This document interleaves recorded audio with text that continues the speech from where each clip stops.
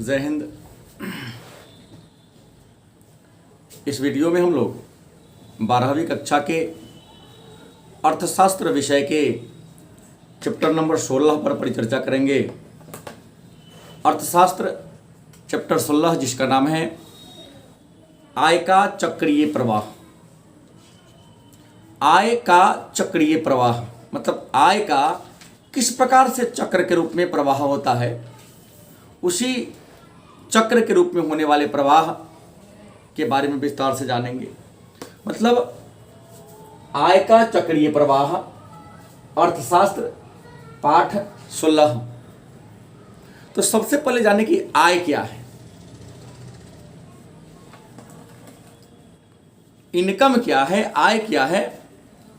तो आप लिखेंगे कि जब कोई व्यक्ति शारीरिक और मानसिक श्रम करता है, जब कोई व्यक्ति शारीरिक और मानसिक श्रम करता है तो उस शारीरिक और मानसिक श्रम के बदले जो उसे पुरस्कार मिलता है, जो उसे लाभ मिलता है, उसी पुरस्कार या लाभ को हम आय कहते हैं।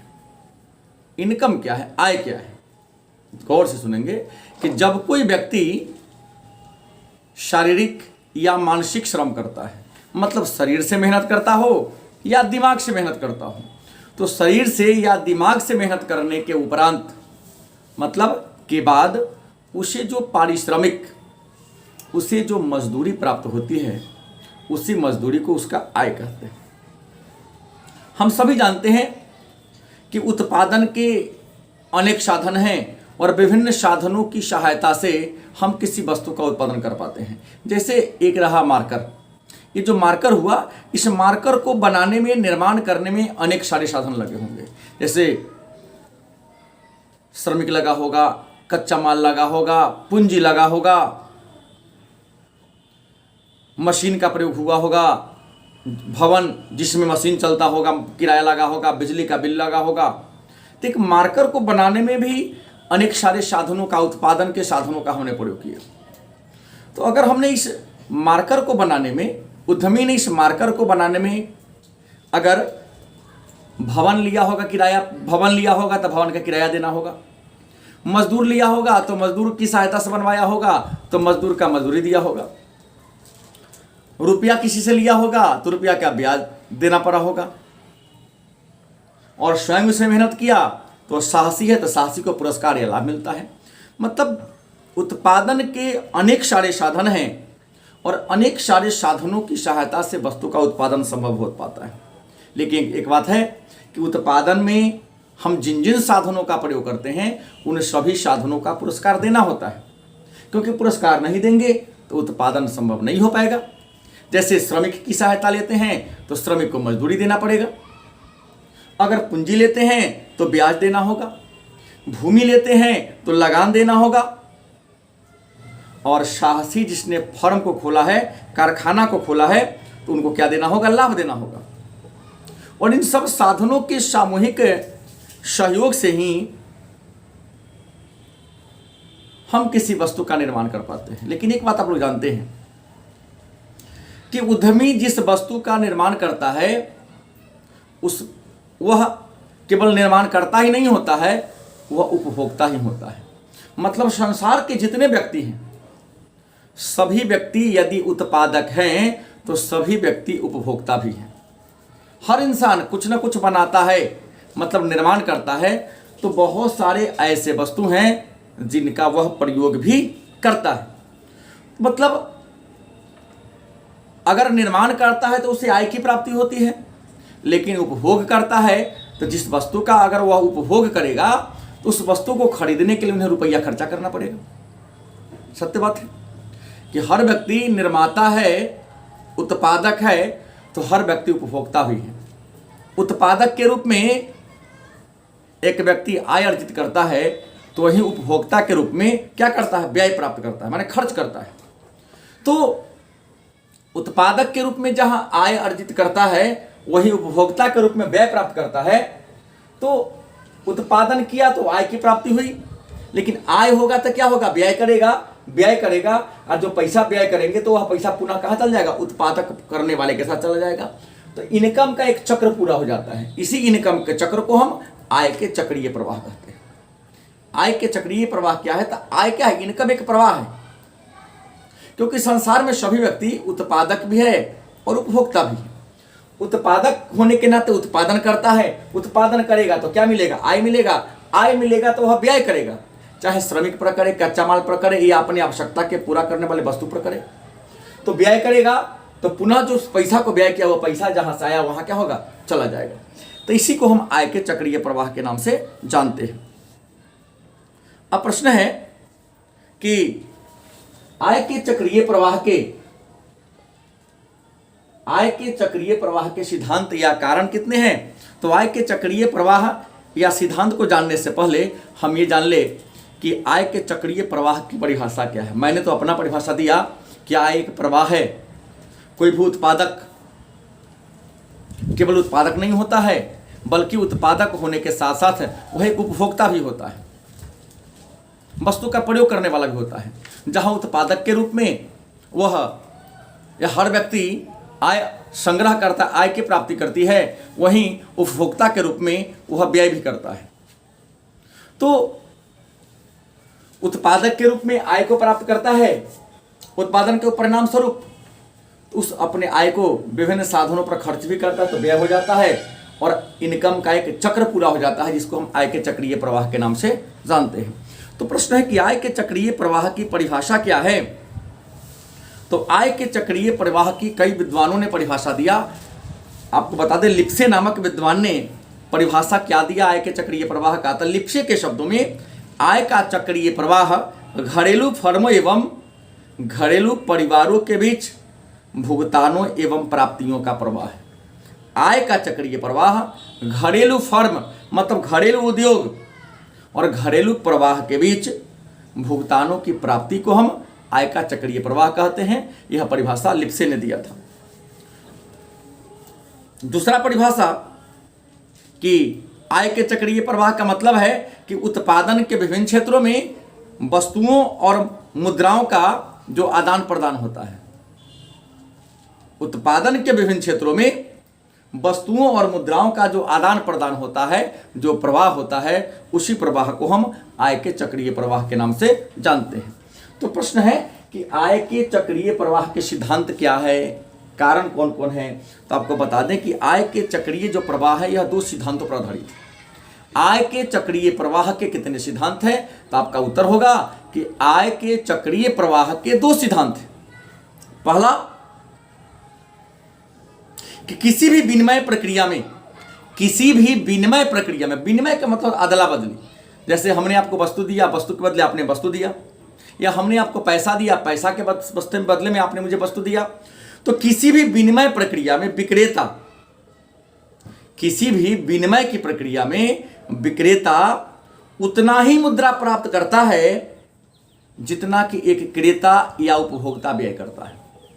विनिमय की प्रक्रिया में कोई विक्रेता मतलब एक दुकानदार उतना ही वस्तु को बेचता है या उतना ही कमाता है जितना उसके दुकान से आसपास के लोग खरीदते हैं। ये कहना चाह रहा है कि विनिमय की प्रक्रिया में एक विक्रेता अथवा एक उत्पादक उतना ही मुद्रा प्राप्त करता है, उतना ही रुपया प्राप्त करता है जितना कि क्रेता या उपभोक्ता क्या करता है, व्यय करता है। मतलब इसका हुआ कि क्रेता द्वारा खर्च की गई राशि विक्रेता के द्वारा प्राप्त की गई राशि के बराबर होता है। पहला सिद्धांत है आय के चक्रीय प्रवाह का पहला कारण या सिद्धांत है कि विक्रेता द्वारा खर्च की गई राशि, क्रेता जितना राशि खर्च करता है विक्रेता उतना ही राशि प्राप्त करता है। दूसरा है कि वस्तु एवं सेवाएं विक्रेता से क्रेता की ओर एक ही दिशा में प्रभावित होती है। मतलब विक्रेता बेचता है और क्रेता क्या करता है, खरीदता है। वस्तु हो या सेवा हो, उसका प्रवाह एक ही दिशा में होता है। किधर से, तो बेचने वाले से खरीदने वाले के बीच होती है। लेकिन सेवा का प्रवाह वस्तु से उत्पादक के बीच होता है। मतलब हमारे पास श्रम है, अगर आपके पास पूंजी है तो आप पूंजी देकर हमारे श्रम को प्राप्त कर सकते हैं। तो ये दो सिद्धांत पर आधारित है आय के चक्रीय प्रवाह। मन में प्रश्न होगा तो आय के चक्रीय प्रवाह के प्रकार कितने हैं? तो आय के चक्रीय प्रवाह के 2 प्रकार हैं। आय के चक्रीय प्रवाह के कितने प्रकार हैं? तो आपको बता दें कि आय के चक्रीय प्रवाह के 2 प्रकार हैं। पहला वास्तविक प्रवाह, दूसरा क्या है? मौद्रिक प्रवाह। आय के चक्रीय प्रवाह के कितने प्रकार हैं? तो आपका उत्तर होगा आय के चक्रीय प्रवाह के 2 प्रकार हैं।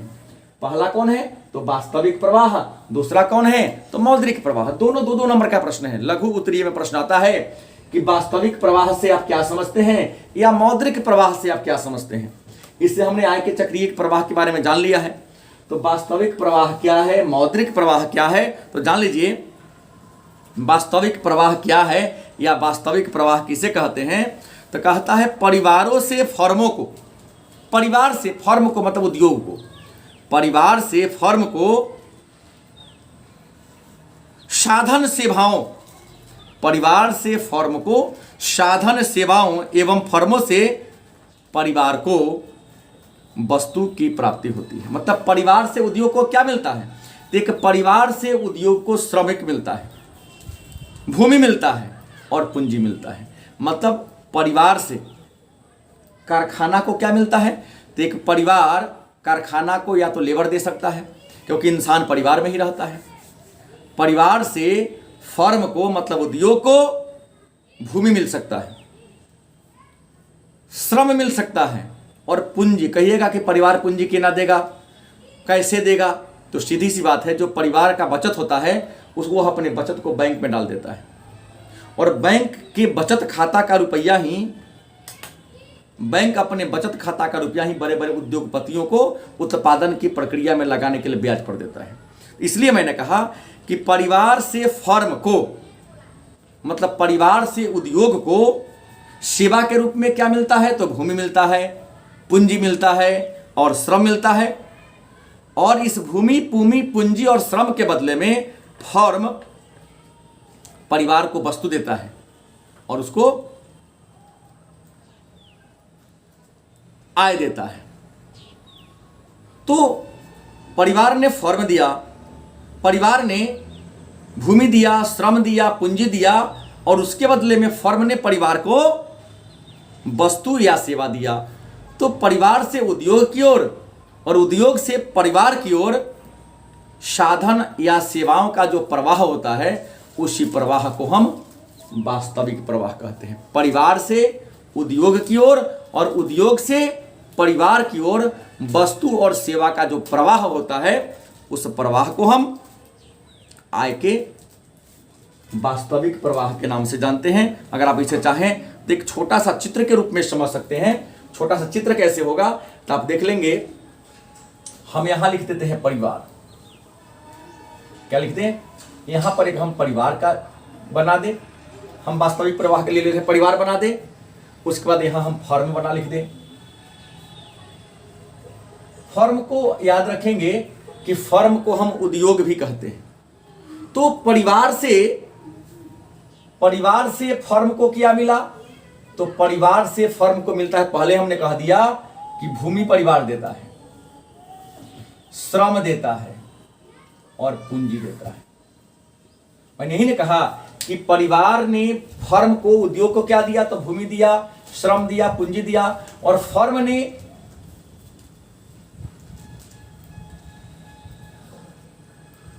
ने परिवार को क्या दिया? तो वस्तु दिया या सेवा दिया, वस्तु दिया या सेवा दिया। तो परिवार से फर्म की ओर भूमि, श्रम, पूंजी और फर्म से परिवार को क्या मिला है? तो वस्तु या सेवा मिल रहा है। तो इसी प्रवाह को हम वास्तविक प्रवाह के नाम से जानते हैं। दूसरा है मौद्रिक प्रवाह। क्या है मौद्रिक प्रवाह? का मतलब होता है मुद्रा का प्रवाह। मौद्रिक प्रवाह का मतलब क्या होता है? मुद्रा का प्रवाह। तो मुद्रा के प्रवाह से आप क्या समझते हैं? तो कहता है कि फर्म से परिवार को, परिवार ने फर्म को क्या दिया? भूमि दिया, श्रम दिया, पूंजी दिया। परिवार ने फर्म को क्या दिया? तो भूमि दिया, श्रम दिया और क्या दिया? पूंजी दिया। तो कहता है मौद्रिक प्रवाह क्या है? मौद्रिक प्रवाह क्या है? तो फर्म ने परिवार से क्या लिया? भूमि लिया, श्रम लिया, पूंजी लिया। तो फर्म ने, उद्योग ने अगर परिवार से भूमि लिया तो भूमि का क्या देगा? लगान देगा। श्रम का क्या देगा, मजदूरी देगा, पूंजी का क्या देगा, तो ब्याज देगा। तो सीधा सा यहां इसी को थोड़ा सा पलट दें, अगर हम यहां लिख दे परिवार और यहां लिख दे फर्म, तो परिवार से फर्म को क्या मिला, तो यहां लिखा हूं भूमि, श्रम, पूंजी। और फर्म ने यदि परिवार को क्या दिया, फर्म ने परिवार को क्या दिया, तो भूमि के बदले दे दिया लगान। भूमि का क्या दे दिया, लगान। श्रम का क्या दिया, तो मजदूरी। और पूंजी का क्या दिया, तो ब्याज। मतलब परिवार ने फर्म को क्या दिया, परिवार ने फर्म को दिया भूमि, श्रम, पूंजी। और फर्म ने परिवार को क्या दिया, तो भूमि का दे दिया लगान, श्रम का मजदूरी, और पूंजी का क्या दे दिया, ब्याज। तो इस प्रकार का जो प्रवाह बनेगा इसको हम मौद्रिक प्रवाह के नाम से जानते हैं। मतलब इसके लिए यह चित्र सटीक होगा, यह चित्र सटीक होगा। और इसके लिए आप परिभाषा न लिख के केवल ऐसा भी चित्र बना देते हैं, तो वास्तविक प्रवाह क्या है ऐसा चित्र बना देते हैं, तो अर्थशास्त्र में 2 अंक आपको मिल जाएंगे। और मौद्रिक प्रवाह क्या है, तो यह भी चित्र बना देंगे तो आपको 2 अंक बड़ी आसानी से मिल जाएगा। अब अगला प्रश्न है, तो विभिन्न क्षेत्रों में आय के चक्रीय प्रवाह। तो आय के चक्रीय प्रवाह के कौन कौन से क्षेत्रक हैं, तो आपको बता दें हर साल 12वीं परीक्षा के फाइनल एग्जाम में विभिन्न क्षेत्रों में चक्रीय प्रवाह से एक प्रश्न जरूर पूछे जाते हैं। मोस्ट वीवीआई टॉपिक है यह कि 2 क्षेत्रीय मॉडल, 3 क्षेत्रीय मॉडल, 4 क्षेत्रीय मॉडल। मतलब आय के चक्रीय प्रवाह के 2 क्षेत्रीय मॉडल से आप क्या समझते हैं, आय के चक्रीय प्रवाह के 3 क्षेत्रीय मॉडल से आप क्या समझते हैं, आय के चक्रीय प्रवाह के 4 क्षेत्रीय मॉडल से आप क्या समझते हैं। तो कहता है कि आय एक प्रवाह है, लेकिन यदि उस प्रवाह को 2 स्तर पर प्रयोग किया जाए, आय का प्रवाह यदि 2 लेवल पर हो, घरेलू क्षेत्र से उत्पादक क्षेत्र की ओर, यदि आय का प्रवाह घरेलू क्षेत्र से उत्पादक क्षेत्र की ओर हो, तो उसे हम 2 क्षेत्रीय मॉडल कहेंगे, क्योंकि यहां 2 ही लेवल है। आय के चक्रीय प्रवाह के 2 क्षेत्रीय मॉडल से आप क्या समझते हैं, तो कहता है कि आय के चक्रीय प्रवाह का 2 क्षेत्रीय मॉडल वह मॉडल है जो यह प्रदर्शित करता है कि आय का प्रवाह, इनकम का प्रवाह 2 लेवल पर होता है, घरेलू क्षेत्र से उत्पादक क्षेत्र की ओर। मतलब परिवार से फर्म की ओर होता है। जैसा कि मैंने यहां लिखा, परिवार से फर्म की ओर जा रहा है, यहां भी परिवार से फर्म की ओर जा रहा है। तो आय का 2 क्षेत्रीय मॉडल कहता है कि जब आय का वस्तु या सेवा का प्रवाह परिवार से कहां हो, फर्म की ओर, उद्योग की ओर हो, और उद्योग से कहां हो, परिवार की ओर हो, तो इस प्रकार के मॉडल को हम 2 क्षेत्रीय मॉडल के नाम से जानते हैं। तीसरा है 3 क्षेत्रीय मॉडल। क्या है, तो आय के चक्रीय प्रवाह का 3 क्षेत्रीय मॉडल कहता है कि आय का प्रवाह 3 लेवल पर हो, घरेलू क्षेत्र से उत्पादक क्षेत्र, उत्पादक क्षेत्र से सरकार, और पुनः सरकार से घरेलू क्षेत्र। इसको हम आय के 3 क्षेत्रीय मॉडल कहेंगे। और 4 क्षेत्रीय मॉडल क्या है, तो कहता है कि 4 क्षेत्रीय मॉडल में आय का वस्तु या सेवा का प्रवाह 4 स्तर पर होता है। जब वस्तु या सेवा का प्रवाह 4 स्तर पर हो, जैसे घरेलू क्षेत्र से परिवार से उद्योग की ओर, उद्योग से सरकार की ओर, सरकार से विदेश क्षेत्र की ओर, विदेश से पुनः सरकार को, सरकार से उत्पादक क्षेत्र को, उत्पादक क्षेत्र से घरेलू क्षेत्र को, तो इसको हम 4 क्षेत्रीय मॉडल, मतलब हम इसको ऐसे कर दे, यहां ऐसे कर दे, और इसको ऐसे कर दे, ये 2 क्षेत्रीय मॉडल हो गया। 3 क्षेत्रीय मॉडल में यहां से इसको हम ऐसे घेर दे, पुनः यहां से इसको ऐसे घेर दे, यहां से यहां आ जाएगा, और पुनः यहां से ये आ जाएगा। तो ये हो गया 3 क्षेत्रीय मॉडल। पुनः इसकी बात करें 4 क्षेत्रीय मॉडल को, तो यह घरेलू क्षेत्र देता है उत्पादक क्षेत्र को, उत्पादक क्षेत्र किसको देता है, सरकार को देता है, सरकार किसने दिया, विदेश क्षेत्र को दिया है, और विदेश से सरकार ने कुछ टैक्स प्राप्त किया तो सरकार को आया, सरकार ने उस पैसा का प्रयोग उत्पादक क्षेत्र और घरेलू क्षेत्र में कर देता है ताकि जनता का कल्याण हो। तो इसको हम 4 क्षेत्रीय मॉडल के नाम से जानते हैं। तो विभिन्न क्षेत्रों में चक्रीय प्रवाह, तो चक्रीय प्रवाह के 3 मॉडल हैं, आय के 2 क्षेत्रीय मॉडल, आय के 3 क्षेत्रीय मॉडल, और आय के 4 क्षेत्रीय मॉडल। इसके बारे में 3 क्षेत्रीय मॉडल और 4 क्षेत्रीय मॉडल का सचित्र वर्णन हम लोग कल के क्लास में करेंगे।